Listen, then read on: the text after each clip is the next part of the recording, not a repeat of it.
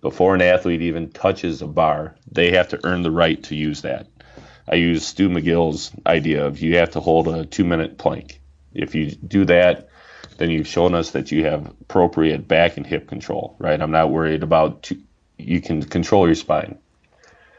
That's the first part of it. The second part of it is then I just use the RKC standard of you need to be able to hit 100 kettlebell snatches in 5 minutes. And it's all based off of body weight, but you need to earn the right. You need to show us that you have appropriate control of your body and you have a starting strength level. That was strength coach Carmen Pata speaking on prerequisites to barbell lifting in his sports performance program. You're listening to the Just Fly Performance Podcast.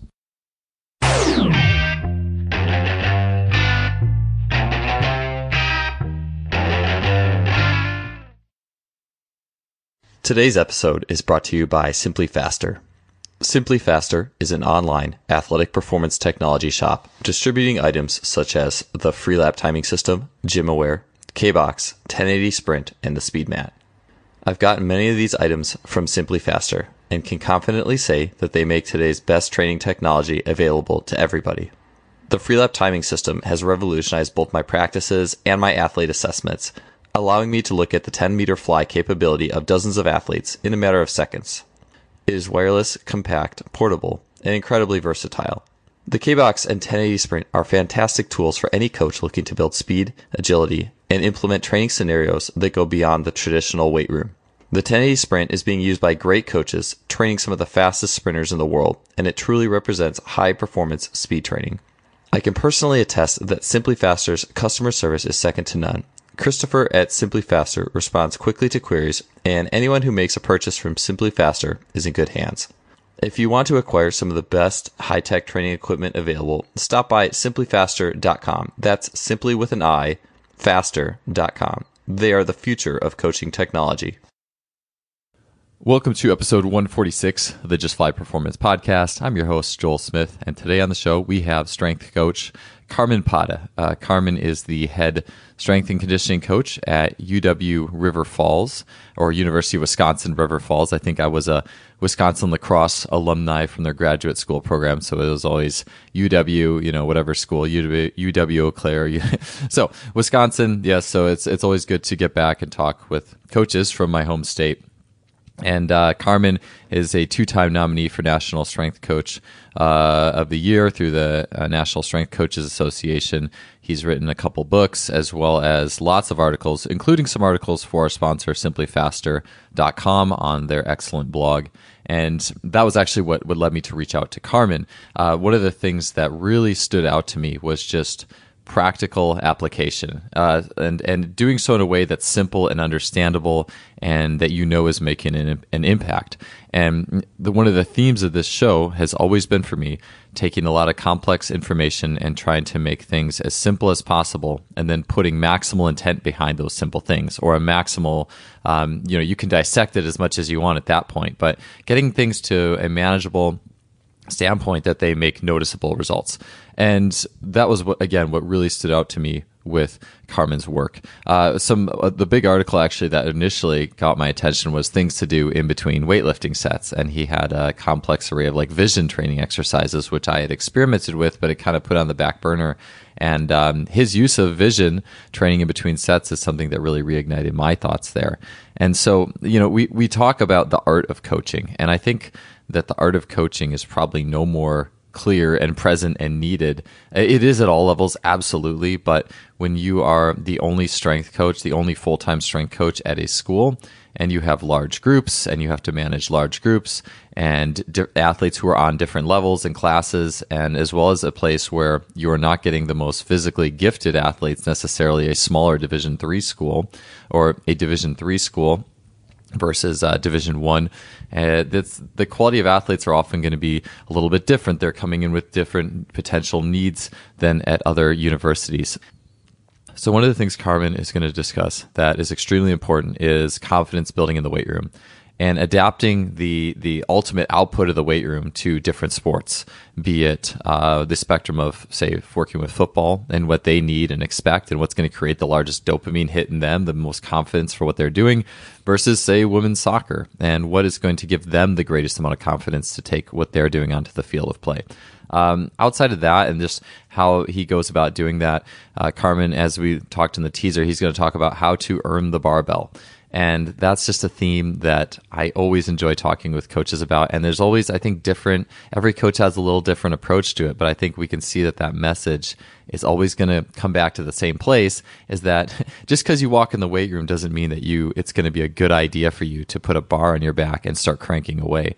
There's other things that can and should come first that will set you up for greater success down the line, that, as Corey Schlesinger said, make you a better human being. So it was really cool to get Carmen's take, a simple and also pretty difficult test out of being a good human being to earn the barbell.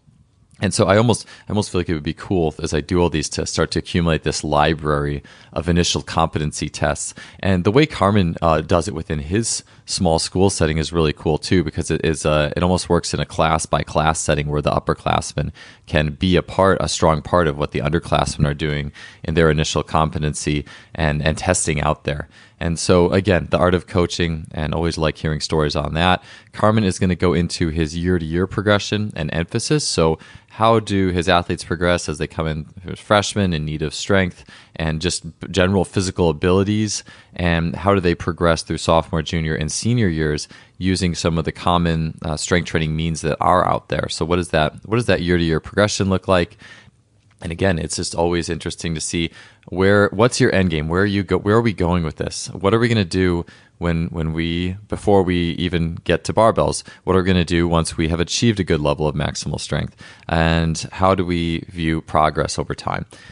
And then the last thing, as I mentioned before, that we're going to get into is Carmen's utilization of vision training in between sets. So again, always looking for transfer, trying to find it in any place you can. And the fact that he does this with large groups, being the only full-time strength coach, is just amazing.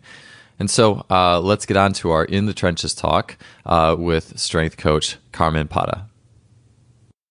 Yeah, being that far north, man, it's like, what were we, mid-April? Like, so pretty much it's not till... It won't be for another month where it's like, okay, now we can really play outdoor, spring semester sports and not have to worry about like the terrible, like I think it was like mid-April once in Wisconsin lacrosse, and it was snowing at a track meet and we had to cancel it. And I'm just like, this is not, even living in Milwaukee, we never did that, I know. I mean, last week, what was it, Thursday, we got a foot of snow, 14 inches, and just blizzard condition. It is just terrible. I'm looking at, all that happens, and then it's the system juggling around because, all right, spring sports have to be inside for the practice. How does that impact all the running off-season conditioning work that we're doing with our, fall and winter teams? And, luckily the athletes are pretty good about last-minute change of adjustments because of weather, and it's not perfect, but we're trying to get something done. Yeah, you guys are used to it. It's like it's hard to see a white ball if you're playing baseball or softball in the middle of the snow, I'm sure. But we all grew up. I mean, did you grow up in Wisconsin? I did. I grew up in Oshkosh and then moved up here for school for college in, 95? And so been up in the northern part of the state ever since. Oh, nice. Yeah, my dad's from Oshkosh. I feel like it's almost like in Wisconsin, you have to grow up like throwing a ball around in the snow. Like maybe it's vision training, right? Like, absolutely. I mean, when I was coaching football, and I always talk to the guys about when it's snowing, it's a good thing, because when you have snow during a football game, that's playoff time. Yeah. So be excited for it, celebrate it, and go from there. Yeah, it's just a totally different context of things. It's like, in a way, it's almost like I was talking with Christian Teambuildr a couple episodes ago, and he was talking about maybe even those environments where it's like a small country and it's just like kind of one national sport, so you don't necessarily have a huge diversity. You're still playing that sport maybe in different contexts, like you're in Brazil, it's like futsal, and then you're just different ways. Or when I would spend time I remember I took a trip to the Dominican Republic when I was 5, and I saw kids playing baseball with a stick and like rocks or something in the street. Yep. I mean, it's like just a different context, and it forces you in a different way. But like in Wisconsin, it's like, you're playing all these sports in the snow. So even if you're specialized, there's still the potential for, or even if you're not, you're getting that sport in a dramatically different way at those points in the year. Oh, absolutely. I mean, if you want to get nerdy about it, now we're talking that whole neuroplasticity idea of, sure, we're playing baseball, but it's really not baseball. It's, like you said, with the snow in the background now, it's a different sort of vision training. With the slipperiness of the infield, outfield, now it's a whole different aspect. And how do you cope with those aspects while actually trying to do something that resembles your actual sport? It's sort of a fun twist on things. Yeah, no, I always like the things that the environment just throws at you, and it's like, okay, now deal with it. Now create something that revolves around this. Yep. Or like I think in Finland, like in javelin, I'd hear they would like the run up would be in the barn, and then they'd throw out this window into the snow, and then they have to go get it, and I don't know. It's just, to me, it's that's like kind of like Rocky stuff, It's just different, but it's awesome. I know. I give one of our facility guys on campus here. He was a River Falls alum, and he actually won conference. I can't even remember what in track for the javelin throw. He has the shortest javelin winning throw in the history of the WIAC, because it was just a garbage, snowy, rainy, drizzly conference meet. And he basically took one step and did a power throw, which was good enough to beat everyone else. And so he's like short by, I want to say, like 20 meters than is the typical winning throw. But that was just the environment that day. And hey, guess what? He won, and he's banging that drum as loud as he can. Yeah, no, that meet has something special to it. I actually had the same experience. It was a meet in Ohio that my junior year, and I won with like 40 feet less than what I threw that year, or I got second with 40 feet less than what I threw that year. But that was actually a total freak blizzard, and it was in late April. That was like a once in 10 year thing. There, but it was but that stuff is near and dear to my heart, man. So going to in the weight room, out of the elements and out of the snow. I really have been enjoying the articles that you've written on Simply Faster, and a lot of like outside the box stuff and different ways of looking at things. And so I don't know. A lot of the easy question is, what's your philosophy? I'll try to make things a little more specific, and that's the first one would be, if you, Carmen, could accomplish one thing in the weight room with your athletes, if there was one main adaptation that you're like, okay, this is the main thing that we have come here to do, what would that be? Well, I'm glad you put adaptation in there, because when you originally sent me that question, I took it in a whole different spin, because I took it, biggest thing that we're trying to instill with our athletes in the weight room is confidence. And to me, confidence is done by doing those daily disciplines that we all know we're supposed to do, but don't always get it done. But if we're talking about adaptation, I think the biggest thing that we try to accomplish with our athletes is, I mean, it might sound trite, but just get stronger. We got some really skilled and overly powered athletes, but they are not, their body control and their strength level is just significantly below than what they're supposed to be. It's almost ridiculous how a kid can jump 30 plus inches and can barely squat 225. It's just, but that's sort of the nature and caliber of Division III, because we're just getting the kids that are good at the game, and they may not have all those physical qualities that allow them to play at a higher level. And so let's get them strong, let's get them moving right. And like I said, it goes back to developing that confidence, because if they have the confidence in their ability and their bodies, then they play at a whole different level, a little higher pace, and they're more willing to take chances because they physically know that they can accomplish those things. Yeah, the confidence thing is something, and I don't know, I think that you were probably writing something on this, so I don't want to steal your thunder at all, but like that's something that I've particularly been thinking about this last year, especially when you get to the point in someone's sport, like I would work with a lot of individual sports that are timed by the clock, and it's like, it does get to the point where, okay, you're probably strong enough at this point for your specific distance and event and all these things. And there may even be like a set of muscle group or a particular muscle group that we really want to lay back on. But it's like, I realized that there's, and talking with Chris Chase about this a few episodes ago, like there are particular lifts that athletes typically just need a particular amount of confidence in.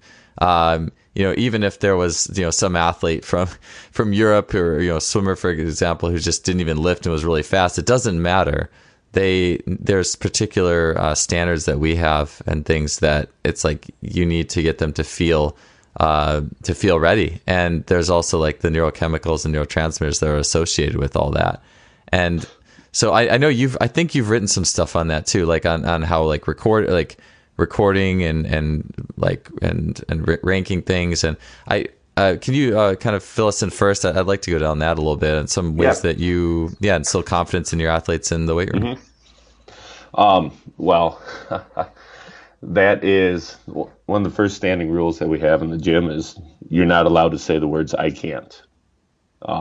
That's been one of those things that sort of drove me crazy over the time, especially working with some of our Olympic sports. We'll load a bar. Hey, we're doing a clean complex, right? So it's a hang clean shrug, clean pull, clean, and then front squat out of it. And we'll prescribe a weight of, all right, so guys, let's start at 135. Women, we're starting at 95 pounds. Just slowly ramp up and get to a point that you're working hard on it. And a couple of our Olympic sports, they're like, Coach, I can't do that. I'm like, how do you know? Well, I just can't do that. All right, man, let's back down for a second, give it a shot. Because, I've seen you move. You got sound technique. You're moving well. And so we're just trying to eliminate that mental mindset of I can't do it things and trying to replace it with I'm going to give it a shot. I'm going to try it. I'm going to give it my best effort. And then, once we're seeing, okay, maybe that person truly can't do that for whatever reason, then we'll start trying some alternate training ideas. But it goes back to let's try it, let's work on it, and then develop it from there. Because you sort of hit on the idea of the confidence of if you can do things that you never thought possible, that to me is the ultimate transfer from the gym to the playing field. In our gym, we have a bell. It's mounted right outside of our wall. It's like an old church bell. And we teach our athletes from day one, when you deserve to ring that bell, and you deserve it anytime you hit a new personal record. It could be in a lift, it could be a vertical, it could be a new 10-yard sprint time, it could be a body composition change for some of our athletes that need to lose a little of that extra weight. If you hit a new personal best, you got to take a minute and celebrate it. Because when that bell rings, that's the visual and audio realization that for this person, the impossible just happened. A week ago, 10 days ago, there's no way that they could have made that training goal. But today it happened, and it's sort of a cool thing, Joe, because when that bell rings, the workout stops. Everyone goes, celebrates with that athlete, and, it doesn't matter if it's a football player. I mean, we got basketball and hockey guys coming in. The bell's loud enough that you can hear it throughout the facility, so people walking down the hallway, if they're involved in athletics, they know that if they hear that, they come in and celebrate with that athlete. It's a really cool situation, and it goes back to that idea of just developing confidence in your physical ability, that if you work hard and you get your mind right, you can actually do those things that you once thought weren't possible. Yeah, I think that's something that's very powerful, and it's not even like with the celebration too. Like I was thinking, that's not even just a training thing. I think it's like a life thing to take time to step away and celebrate what you've accomplished. Because I think we just tend to pass through life and so fast we sometimes don't do that.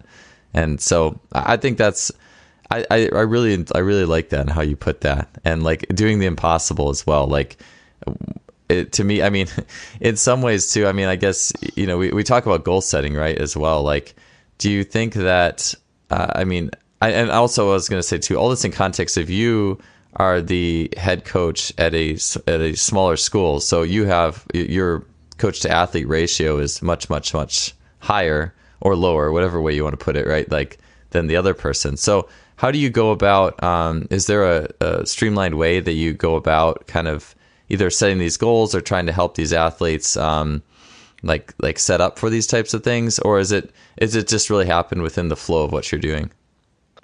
Ooh, that's a big question. When we're working with athletes, and you hit it on the head. I mean, it's myself, and I have one part-time assistant who's working full-time hours and getting a part-time paycheck. And without the people in that position, there's no way I could be successful because, having a kid and having a family, it's a lot. And coaching it's a big demand on your time.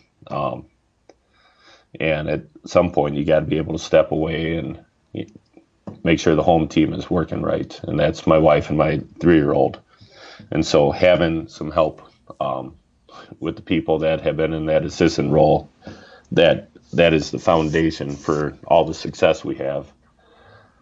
Because, when an athlete comes in, the whole goal for us in that first year is we're just trying to teach them what it means to be a college athlete. Going through all the different progressions and regressions, making sure that they're moving correctly. Typically, the high school athletes that come into college, to our college teams, they are, we talked about it a little bit before we started recording, they're very skilled, but they're very weak. And they just don't have that body control. So we break things down. We go super slow. One of my ideas is that we need to instill the belief that you earn what you get. And so before an athlete even touches a bar, they have to earn the right to use that. I use Stu McGill's idea of you have to hold a 2-minute plank. If you do that, then you've shown us that you have appropriate back and hip control, right? I'm not worried about, you can control your spine. That's the first part of it. The second part of it is, then I just use the RKC standard of you need to be able to hit 100 kettlebell snatches in 5 minutes. And it's all based off of body weight, but you need to earn the right. You need to show us that you have appropriate control of your body and you have a starting strength level. For the athletes who have those backgrounds, great. We're going to start going into some bar work, developing some more strength and progressions that way. If they don't, it's not a big deal because we can still accomplish a lot of the training goals that we have with kettlebells, med balls, dumbbells. We have a couple pitch sharks for loading the squat pattern and developing just sort of those baseline training progressions of, I look at things from an overly simplistic way. If you can push, pull, hinge, squat, carry things, pick things up, those are sort of the base patterns, and whatever tools that you want to use to reinforce those, be it a back squat, a front squat, a goblet squat, lunge variations, it's those tools that sort of create the magic in the weight room, but it comes back to those base ideas. So our freshman year is just all about teaching, making sure people are moving well. We clean up any major unilateral issues that they have. My favorite is, I'm going to pick on basketball players, because a right-handed player, their left leg is their dominant leg. And when we're doing some single leg jump work with them, we're looking at about a 10 to 20% difference between right leg to left leg, because given a choice, they're going up for a right-handed layup. So, I'm not trying to completely bring them back to neutral, because that muscle imbalance allows them to do the things that they can do. That sort of gives them their special their special talents. But with a 20% difference in left leg to right leg strength, and when I say strength, I'm talking about a static strength, a repeated jump index, that is a red flag for me, because we're setting them up for failure. And failure to that is usually an injury, be it a sprained ankle.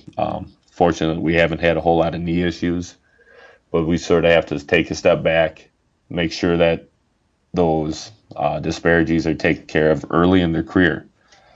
So with our freshman year program, like I said, it's just an intro, and we're sort of identifying major movement issues.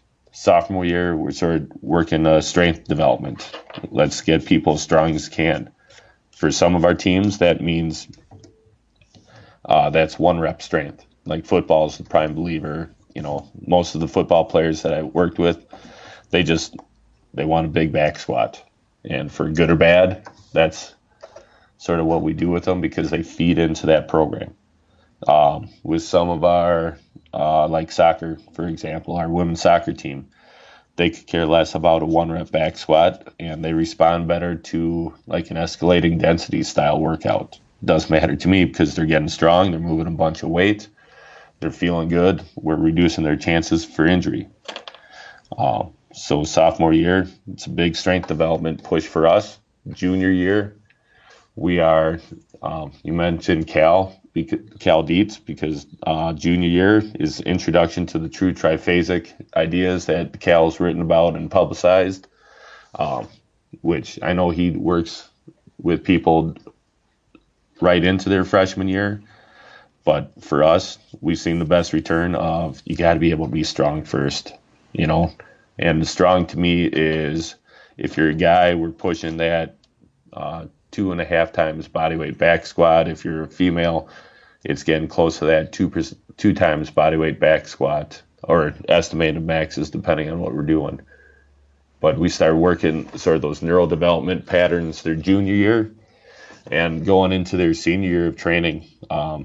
That is going to Brian Mann's velocity-based stuff, because they should move appropriately from their freshman year.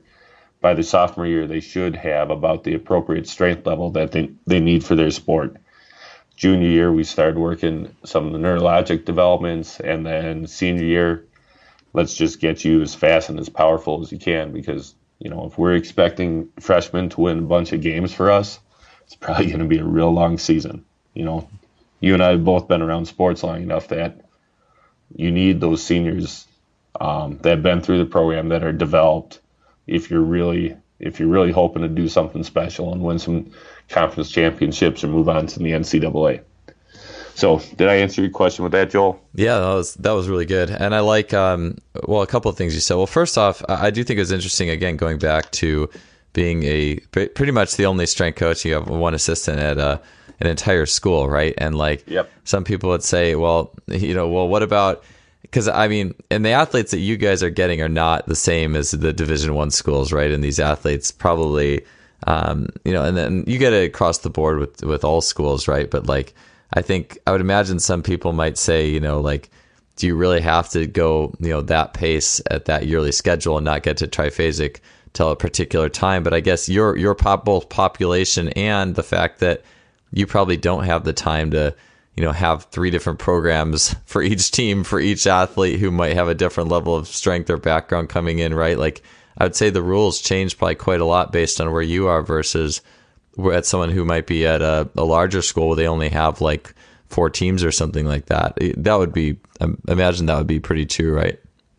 Yeah. If I only had 4 teams to work with, I'd be doing a dance right about now. Because we have, like I said, myself, 1 part-time assistant, and 400 student athletes. It just, at that point, you just have to, we're still trying to serve our athletes as best as we can, but it's just too much, and you're going to burn yourself out if you're trying to be overly position or sport specific. If you're really trying to hone in on writing an individualistic program for individuals or small groups. Now, don't get me wrong. We still target those basic discrepancies, and, people that, I'm going to pick on freshman football, basically all the freshman male athletes. They are very anterior chain dominant. They spend their time benching. They spend their time doing a lot of barbell curls, maybe some leg extensions, and they have very, very weak posterior chains. And they're also locked up in their movement patterns too because of the anterior chain being so strong. So in that freshman program, it goes back to addressing those common issues that we see. And of course, if you got a kid that comes in and they are, they're just a stud. They move around in the program, right? It's not just you're a freshman, this is what you have to do. That would be sort of crazy, because if they have those abilities, they move well, they're feeling good, they're strong. Let's move them up. And conversely, I've had 4th and 5th year seniors who have never really progressed to that upper level training programs just simply because they didn't take it serious. There was no development, but coaches kept them around because they could play the game. And so I'm not going to rush somebody through things just because you're a junior. Well, that means you should be doing triphasic work, but you can't tear through a wet paper bag. That's just not going to happen because you need a certain strength level. Otherwise, for us, your injury rates go through the roof. And if you're sitting in the training room working in the cold tub, you're really not doing any good for your team or your program. You're listening to the Just Fly Performance Podcast, brought to you by Simply Faster. Yeah, Carmen, I was going to ask you, talking about those football guys who, and you see it probably with every sport. Like even like my tennis guys, when it's like dead week or finals week, and they just want to go in the weight room and do whatever, and get a lift in on their own to break the stress or whatever. They don't, some of my athletes will come in and do the stuff that's familiar to them, but I also have athletes who just come in and do bench and curls. Like it's just what they want to do. Like, and so I get it. But I was gonna say, you had said, before you can touch a barbell, you have to do the plank, the sagittal plank competency. But I was kind of curious as to why you had chose the RKC challenge as a parameter, but now maybe it makes sense to me because it's kind of the opposite of the bench and curl. It's just all posterior chain then, basically, right? Like you're just trying to say, hey, you have to treat your posterior chain seriously. We want to get you balanced more. Is that the logic behind it, or can you talk a little bit more on that? Yeah, that's a great way of looking at it. I mean, there's so much. We picked the RKC because, frankly, when I was coming up with that idea, it's hard enough that gives people a challenge, but if you have a base strength level, you should be able to pass it. I mean, it's, like I said, it sort of teaches you, it's, for some of these freshmen, it's their first idea of what work really is. It's not do a set and then take 5 minutes on your phone, talking to somebody, checking Facebook, Twitter, Instagram, all that. It's a grind, and you're going to be breathing heavy and sweaty afterwards. And sort of, it's one of the reasons why I chose that, because like I said, it's sort of that grind. It's that first real welcome to college, welcome to specific training. Secondly, you hit it on the head because it is majority posterior chain, right? Getting the glutes involved with the hinge. You have to be able to stop the body with a single arm snatch. Just keep everything locked out and tight. Secondly, it sort of addresses, it's an identifier real quick of people that have shoulder and back and hip problems. Just by watching them, you're trying to, as we're testing out, it's a way to, and when we test, it's sort of a cool thing because I have the guys and women that were last year's freshmen. They come in and count reps, so they sort of know what to look for. They've been through it. It gives it a little bit more credibility when someone who's gone through it and sort of experienced the suck is trying to coach you through it versus a coach yelling at you to go faster, or that rep doesn't count because you didn't lock out. But as our athletes are testing out on that, myself and our assistant, we're just walking around and trying to identify people who are under load, who are giving maximal effort, what are we seeing? I mean, are their heels coming off the ground because they have just terrible ankle mobility? Are they caving at the hips? Do they look like a hunchback during their swing? And don't get, when they do this, we prep them. We give them about a month of lead work in sort of that phase 0 of the program, that introductory stage before we do our test. And, it's one thing when you do some practice work. It's another thing when it's sort of a live exercise. You start identifying things a little bit more. Yeah. So. No, as you mentioned, I'm kind of, my wheels are turning, right? Because it's so common to just go into a program and start working with barbells, right? Or even to teach a hinge, like the hinge portion of the movement, right? Like that's just what we do. But the more you talk about it, the more I'm just thinking of, okay, like these are all really important. Or I even go back to thinking about the episode I did with Tommy John and Alex Lee, talking about taking breaks from barbells for a good long while and just doing neurological reprogram training or a ton of extreme isos and various things. But I mean, all training is neurological, but then I think about the kettlebells and the neurology of that. It's like muscles are going on and off. There's a priority of, it's like that, the hinging forward and the switching action of the muscles of the hips. And then there's the posture. And then even at the top of the movement, like there is kind of that like energy transfer that takes the weight back down. And there's a lot to it. I still do a kettlebell snatch every now and then myself, and I combine it with like sprints and stuff and whatever. Dan John wrote that article a long time ago, and I was like that. But like,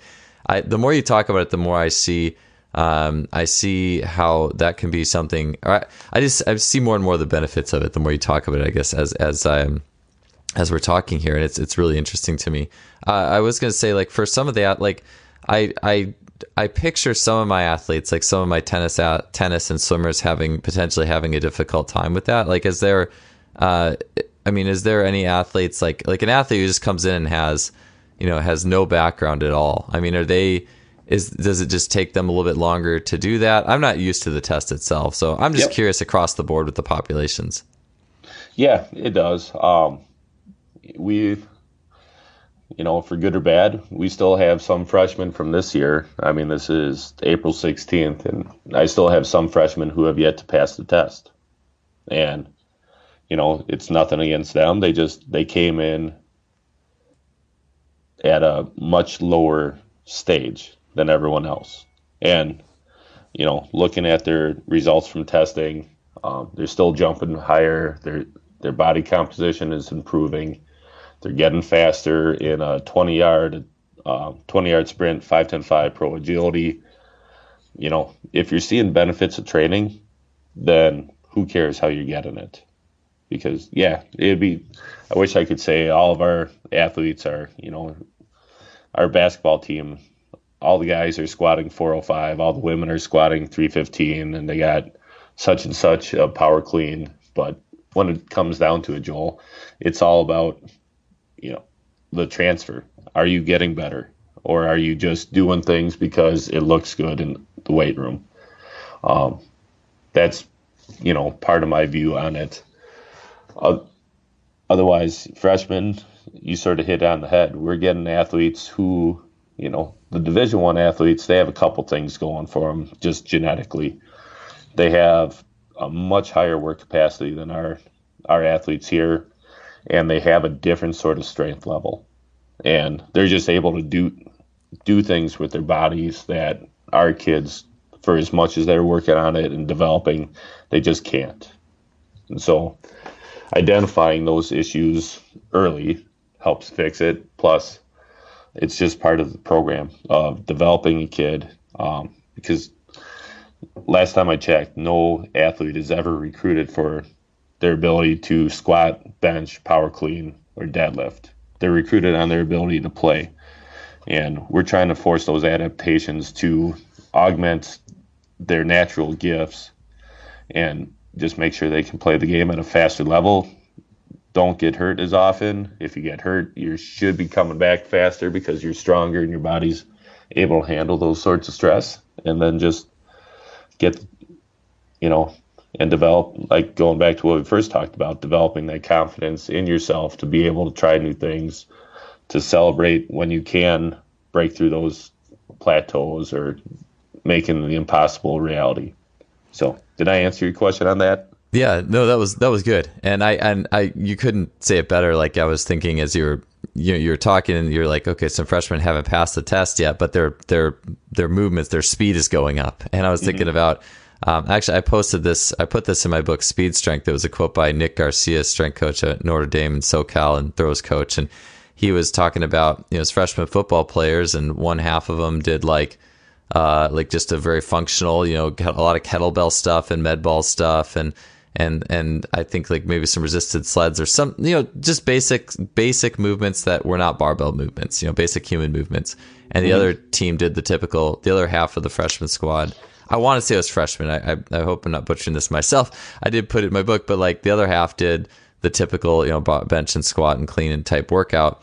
And the group that did the kettlebell stuff actually improved their sprinting and jumping more. But it's like that's what that group needed at that given time. They didn't need to go to barbells quite yet. It was like the engine still hadn't been, like you were saying, like it's like the engine still had a lot of probably force leaks and things that needed to get better. And who cares if it's a bar or not? It's like picking the right tool for the right time. And the more I think about, the stage from year to year to year, it's like it's almost like when you gain entry to that next level, it's like, okay, now now you're ready for it for one thing, and it's novel, and it's it's going to carry its training effect, and then you go into the next thing. And yeah, I think it's really cool. It makes a lot of sense to me. Well, thanks. When I talk to recruits when they come and visit on campus, I give them the analogy of we're having a conversation with you right now because you're a race car. You move really well. You're really fast. You're very good at the job that you're intended to. But race cars don't just get wheeled off the semi-truck and go zipping around the track at 200 miles an hour. They come out, they do a couple test runs, and sometimes they realize, hey, we got to fix the fuel mixture, or the engine isn't firing quite right, or our brakes are wrong, or the chassis is carrying too much weight. Whatever, they're doing these tests and trying to figure out how they can best tweak things to make the car faster.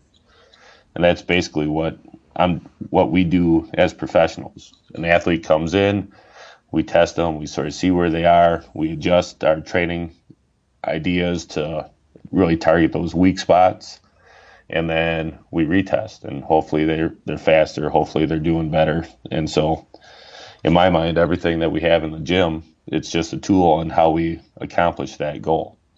Yeah. Oh yeah, for sure. And then yeah, I think that's it's really cool to just say, look, like this is all tools too, and the end game is being the better athlete. And one of the things that I know you've done that I think is really interesting, that I know some people have done it, and I've been through like the formal training for it myself to a level, but is vision training. And yeah, I've seen you do some of that like between sets and various things. And obviously if we're looking at transfer, I think that the athlete who just can't see the ball, or like, my tennis guy who whiffs a backhand completely every now and then, that stuff's important. So can you talk briefly on, vision training and things you're doing like between sets to kind of squeak out a little more transfer? Yeah, absolutely. And you hit it on the head, Joel, too, because if you can't see your target, unless you're just running straight down the lane and track, you got to be able to have vision and see what's happening in front of you, especially with the team sport athletes. So with our vision work, we do a couple different progressions. We'll start off nice and easy, and we just it's sort of a glorified eye test that we all see it get done at the eye doctor.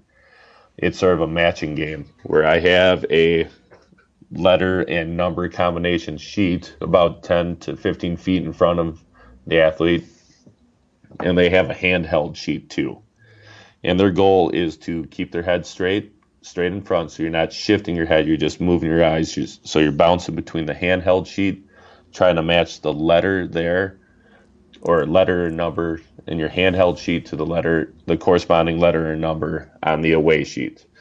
And we start them off just static, so they're standing, they're just moving their eyes, they could be holding the sheet straight in front of them, over their head, to the left, to the right, below them. At some points, we have them physically turn their body 90 degrees, so you're working some periphery work out of the corner of your eye. We'll have them close an eye as they're doing it. Once they start getting that mastered, and when I say the sheets, We start everything off in black and white, really easy. A white sheet of paper with black letters. As we sort of periodize it and tier it up, we start making those letters gray with different shades of gray. Because it's sort of easy looking a high contrast color, black and white, directly in front of you. But now when all of a sudden it's sort of that medium gray, you really have to force your eyes to contract and focus to be able to see the target. Once they start progressing past that, we'll either do one of two things. We will have them physically move. So you might be doing some ankle hops as you're doing this, right? Just trying to create some more distraction and force the eyes to contract at a faster rate. Basketball players, hockey players, will have them sort of box people out. We'll have one of their partners put pressure on their back and try to force them to move forward, backwards, left, and right, just trying to simulate the same experience they have in a game. Football, we'll get them down in an actual stance and have them move their eyes looking around, trying to focus at different targets.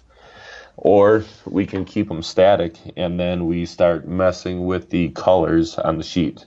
So instead of just a white background with different shades of black or gray lettering, we'll make it a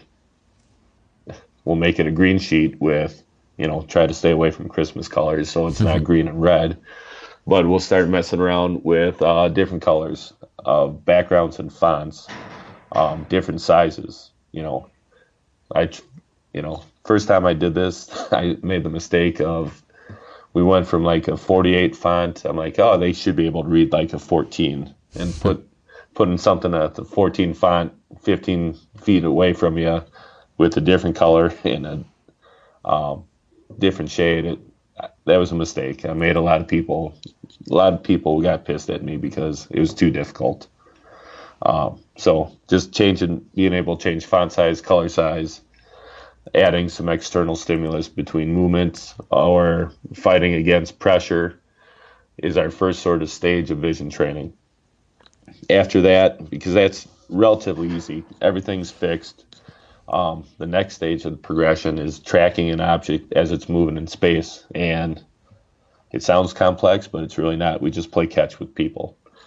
We have different color lacrosse balls. So, Joel, if you and I are playing catch, I'll tell you beforehand, Joel, I want you to catch the white ball with your right hand. I'll want you to catch the yellow ball with your left hand.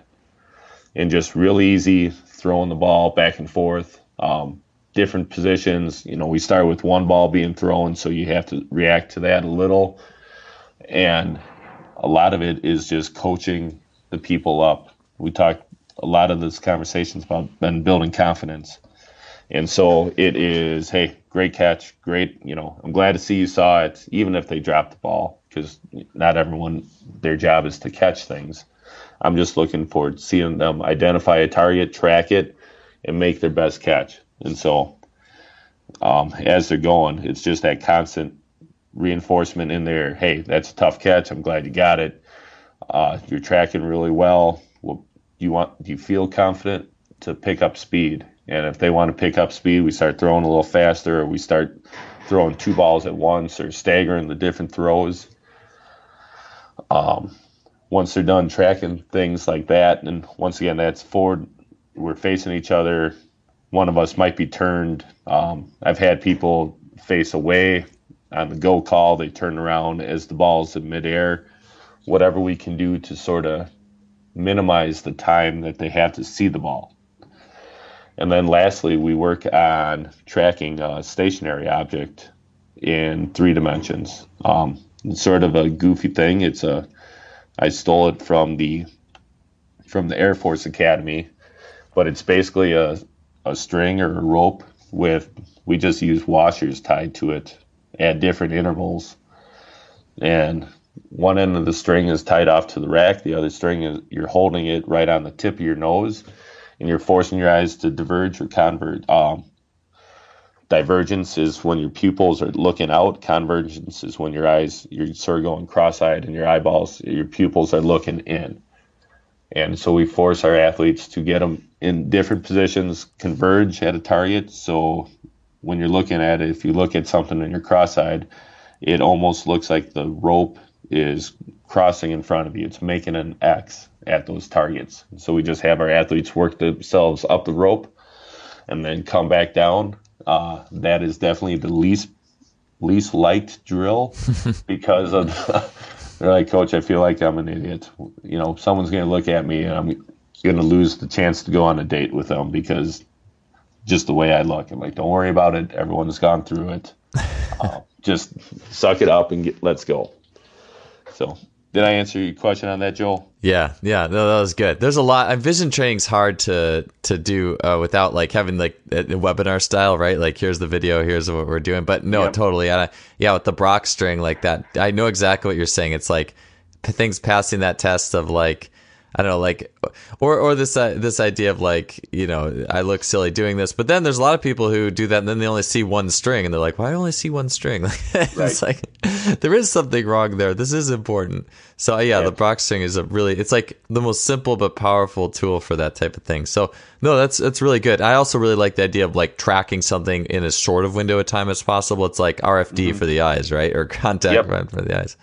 Exactly. Last I checked, we really can't connect a weight to your eyeball to give it an overload stimulus. So we got to change up with time, with speed, with something so we can overload the musculature around the eye and force it to move and track. Yeah, high velocity training will make it stronger.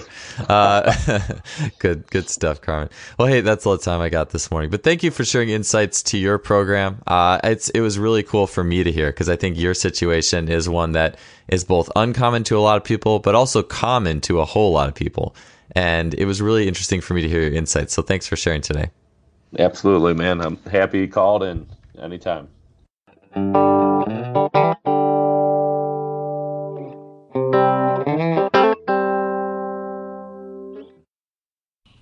All right, thanks for tuning in for another show. We appreciate you guys being here, listening, and it's just so good to experience this diverse spectrum of, we have leading researchers in the field of tendons, track coaches just individualizing the heck out of sprinters and jumpers, in the trenches, strength coaches finding out how to manage large groups and instill confidence, and it's really cool to see these little pieces of how this whole world fits together. That being said, as always, don't forget, visit our sponsor, simplyfaster.com, and Simply Faster as well, is where you can find some really cool blog posts that Carmen has put together on things like vision training, the art of coaching, testing athletes, and much more. If you enjoy the podcast, leave us a rating or review on iTunes, Stitcher, whatever you're happening to listen to. We would really appreciate that. And we will be back next week with another great guest. We'll see you then.